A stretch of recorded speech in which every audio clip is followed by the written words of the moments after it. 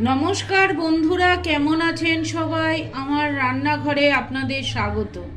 আমি আজকে মাছের মাথা দিয়ে বাঁধাকপি করে দেখাবো। দেখুন, কড়াইতে আমি সর্ষের তেল নিয়ে নিয়েছি। এর মধ্যে ফোড়ন দিয়ে দিলাম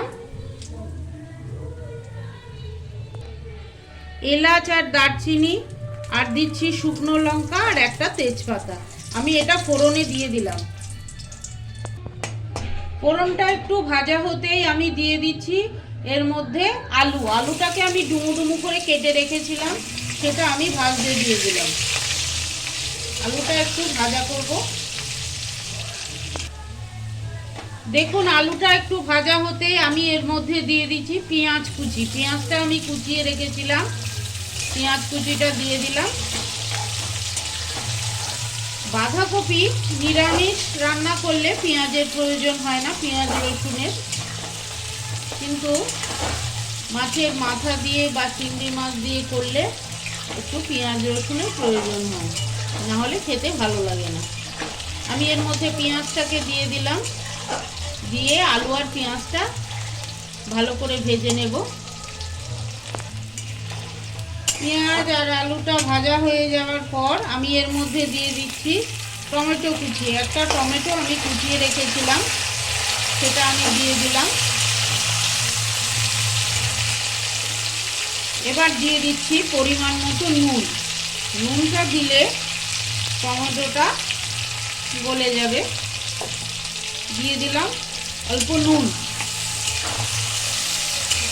এখন অল্প দিলাম, পরে আবার লাগিয়ে দেব।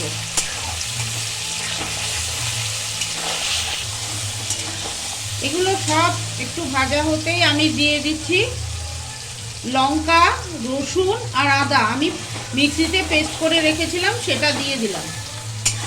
দিয়ে একটু কষিয়ে নেব। এবার আমি প্রতিদিনের মশলাগুলো দেব। দিয়ে দিচ্ছি পরিমাণ মতো জিরের গুঁড়ো,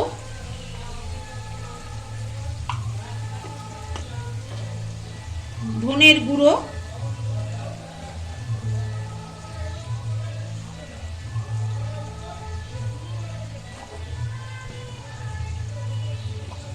হলুদের গুঁড়ো,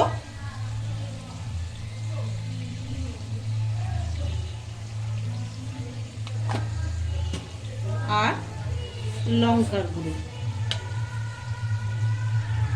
এগুলো দিয়ে আমি ভালো করে মশলাটাকে কষিয়ে নেব।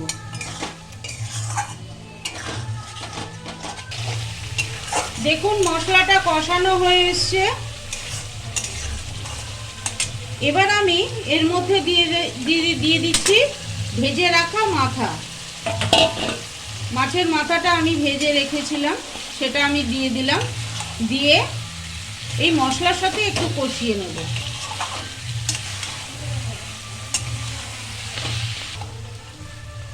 দেখুন, মাছের মাথাটাকে মশলার সাথে ভালো করে কষিয়ে নিয়েছি। এরপরে আমি বাঁধাকপি দিয়ে দেব। বাঁধাকপিগুলোকে আমি কুচিয়ে ধুয়ে রেখেছিলাম, সেটা আমি দিয়ে দিলাম।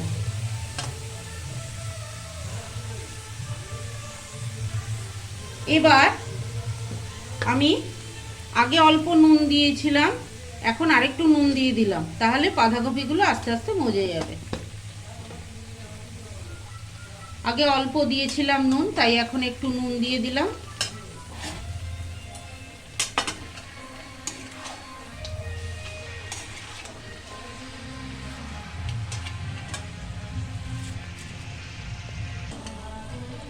দেখুন, বাঁধাকপিটা রেডি হয়ে গেছে।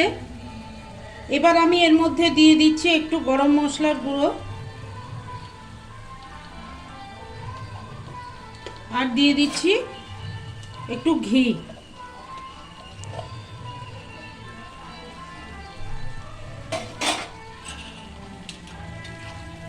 দিয়ে আমি এটাকে ভালো করে নেড়ে চেড়ে নেব। দেখুন, রান্নাটা কি সুন্দর কালার এসেছে। আপনারাও এইভাবে রান্না করে খান, আশা করি আপনাদেরও ভালো লাগবে। ভালো লাগলে চ্যানেলটাকে একটা সাবস্ক্রাইব করবার আর লাইক শেয়ারের অনুরোধ রইল। ভালো থাকবেন, সুস্থ থাকবেন। আবার দেখা হচ্ছে অন্য কোনো ব্লগে। অন্য কোনো রেসিপি নিয়ে। ধন্যবাদ।